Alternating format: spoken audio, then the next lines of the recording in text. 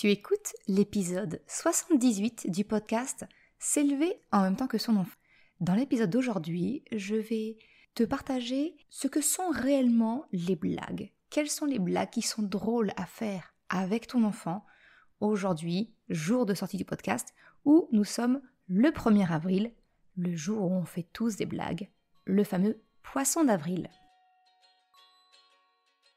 Salut et bienvenue sur le podcast S'élever en même temps que son enfant. Je suis Maude, coach certifié chez Mercredi, mais surtout maman de 3 enfants. Sur ce podcast, je t'aide à conjuguer la bienveillance avec la réalité de ton quotidien de maman. Utiliser ton choix d'une parentalité bienveillante comme un accélérateur de ton propre développement personnel. T'aider à changer de regard sur les situations que tu vis avec ton enfant pour t'en servir, pour grandir et apprendre sur toi.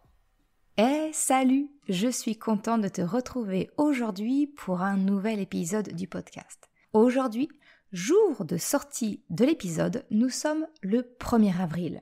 Et je suppose que toi aussi, tu fêtes le 1er avril comme étant le jour où on fait les poissons d'avril, des blagues entre familles ou, si c'est un jour d'école, avec les camarades, avec les copains. Et du coup, j'ai décidé de saisir cette occasion du calendrier pour te proposer un épisode où je te partage mon point de vue de ce qui est drôle, de ce qui ne l'est pas. Comment faire en fait le distinguo pour rester dans une éducation bienveillante, respectueuse de ton enfant. Parce que malheureusement, trop souvent, je pense que toi aussi, tu croises ces vidéos qui sont supposées être humoristiques sur les réseaux sociaux où on voit des challenges, par exemple comme celui où on jetait du fromage au visage d'un bébé pour voir sa réaction, ou alors où on faisait, c'est ce qu'on appelle les pranks, où on fait croire à un enfant qui n'a pas été entre guillemets sage, on lui fait croire qu'on appelle la police et que la police va venir le chercher. Tout ça pour moi, clairement, ce sont des blagues qui ne sont pas des blagues. Ça n'a absolument rien de drôle. Et alors j'aimerais saisir cette occasion du 1er avril pour te partager mon point de vue de ce qui fait la différence entre ce qui est drôle et ce qui ne l'est pas. Quand j'ai fait mes recherches pour cet épisode de podcast, je suis tombée sur, suite de chercher simplement poisson d'avril enfant, et tu tombes sur des sites qui te donnent plein d'idées de blagues, de farces à faire, que ce soit pour les enfants ou que ce soit pour les parents. Il y en a, ça va être mettre du fromage en poudre dans le jus d'orange, mettre de la peinture sur les essuie-glaces de la voiture, du liquide vaisselle sur l'éponge de la maîtresse, du dentifrice en remplacement de la garniture, des biscuits fourrés type Oreo, mettre de la chantilly et faire en sorte que la personne se fasse la tarte à la crème dans le visage. J'ai envie de te dire que tout ce que je viens de te décrire là, pour moi, tout ça, ça a un point commun. C'est finalement de rire de l'autre.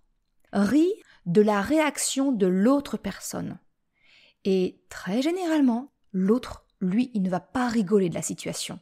Ou alors, si tu vois l'autre rire, c'est simplement qu'il cherche à faire bonne figure, à ne pas montrer la honte qu'il peut ressentir. Alors, aujourd'hui, dans l'épisode d'aujourd'hui, j'en suis désolée, mais je vais faire ma rabat-joie. Non, je pense sincèrement qu'on ne peut pas rire de tout. Les excuses du type « Oh, mais c'est pour rire, c'est de l'humour », tout ça, selon ma vision, ce n'est que de la lâcheté. C'est finalement refuser d'admettre que l'on a pris plaisir à faire souffrir émotionnellement quelqu'un. Alors maintenant que je t'ai peut-être fâché et perdu, non, si t'es là, c'est que tu m'écoutes encore, mais du coup, c'est quoi alors? Comment on fait la différence entre une blague qui va être drôle, réellement et respectueuse, d'une blague qui n'est pas drôle, qui n'est pas respectueuse de l'autre? Ça tient simplement à un petit suffixe. En fait, on rit avec quelqu'un, et non pas rire de quelqu'un. Rire de quelqu'un, c'est finalement jouer avec le sentiment de sécurité émotionnelle de l'autre. Alors que rire avec quelqu'un, on rigole tous de la situation et réellement, pas simplement pour faire bonne figure. Alors oui, effectivement, rire avec quelqu'un et non pas rire de quelqu'un, c'est un poil plus compliqué parce que ça va nous demander de nous projeter à la place de l'autre. C'est finalement faire preuve d'empathie. Et je sais bien que nous n'avons pas toutes et tous les mêmes compétences émotionnelles. Si tu penses que tu as besoin justement peut-être d'améliorer tes compétences émotionnelles, je me permets le tout petit rappel que j'ai une formation pour justement t'aider à mieux vivre, à mieux savoir vivre tes émotions et accompagner celles de ton enfant. Mais bon, je dis ça, j'ai envie de te dire, je dis rien et je continue un petit peu dans cet épisode de podcast un peu particulier. En fait, ce que je veux te dire, c'est que pour qu'une blague soit drôle et respectueuse, finalement, il y a que cette règle-là à respecter, hein, c'est rire avec quelqu'un et non pas rire de quelqu'un. C'est vraiment ça. Et que cette règle, eh bien finalement, qu'elle soit valable pour ton enfant, mais également pour toi. Tu sais, je te le répète très très souvent, l'un des principes fondamentaux pour moi d'une parentalité qui se veut bienveillante, d'une parentalité positive ou respectueuse, quel que soit le nom que tu lui donnes, le principe fondamental, c'est la cohérence. C'est-à-dire que les enfants ne font pas ce qu'on leur dit, ils font ce que l'on fait. Ils copient, ils imitent, c'est comme ça qu'ils apprennent. Donc si la règle, pour ton enfant, tu lui dis « Non mais je refuse que tu te moques de moi », parce que c'est ça, hein, rire de quelqu'un, c'est se moquer de la personne, eh bien c'est valable également pour toi. Dans tes blagues, quand tu veux charrier un petit peu ton enfant, eh bien j'ai envie de te dire qu'il faut vraiment que tu appliques ce principe-là. Ça ne doit pas être aux dépens de ton enfant. Tu dois toi aussi appliquer ce principe que la blague doit être drôle autant pour lui qu'elle ne l'est pour toi. C'est ça le principe de cohérence. C'est que la règle, elle s'applique à tout le monde, enfant et adulte. En appliquant ce principe, j'ai envie de te dire que tu vas t'économiser également quelques mauvaises surprises. On a tous, dans notre entourage, un exemple comme ça où un enfant a voulu faire une blague à ses parents, a voulu faire une blague à un adulte, et que son humour n'a pas du tout été compris, et que l'adulte en face se fâche. Je pense notamment à l'idée que j'ai lue sur Internet de mettre de la peinture au niveau des essuie-glaces de la voiture. Mais j'ai envie de te dire, à quel moment on a cru que c'était une bonne idée de faire ça ? Enfin, ça va juste réduire le champ de vision au moment où on va conduire, au moment où on a besoin d'être en pleine capacité de ses moyens pour assurer une sécurité à ceux qui sont dans la voiture et à ceux qui roulent autour, qui roulent d'ailleurs et même les piétons, enfin tout le monde. À quel moment on s'est dit que c'était une bonne idée ? Tu vois, finalement, c'est une question de scope, hein, savoir si c'est drôle ou si c'est pas drôle. C'est vraiment en fonction du point de vue de la personne.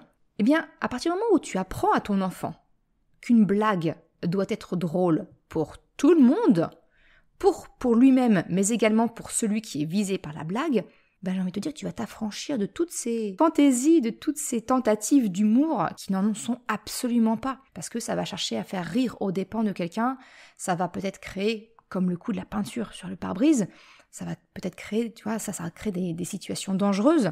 Et au contraire, l'adulte à qui ça arrive va juste se mettre en colère et c'est normal.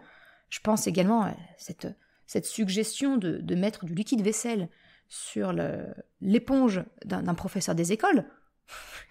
Mais à ton avis, ça va être quoi la réaction du prof ? Enfin, ça va juste l'énerver. Ça n'a absolument rien de drôle. Ça va faire rire aux dépens du professeur. Les autres élèves vont rigoler, mais le professeur, il va absolument pas rire de la situation.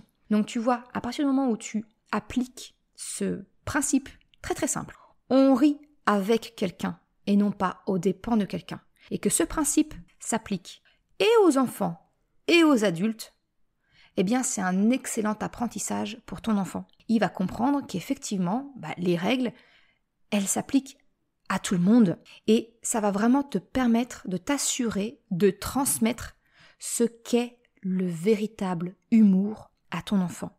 C'est aussi une façon de lui transmettre, j'ai envie de te dire, cette notion de respect. Cette fameuse notion de respect qui est tellement importante et dont je te parle dans l'épisode 31 du podcast. Voilà ce que je voulais te partager aujourd'hui. Alors oui, c'est un épisode très court pour le coup, mais je trouve que c'est un message important d'apprendre à faire le distinguo de ce qu'est une blague réellement drôle de ce qui ne l'est pas. Je suis curieuse de savoir ce que tu en penses. Est-ce que tu as une vision peut-être différente ? Ça sera avec grand plaisir qu'on peut en échanger.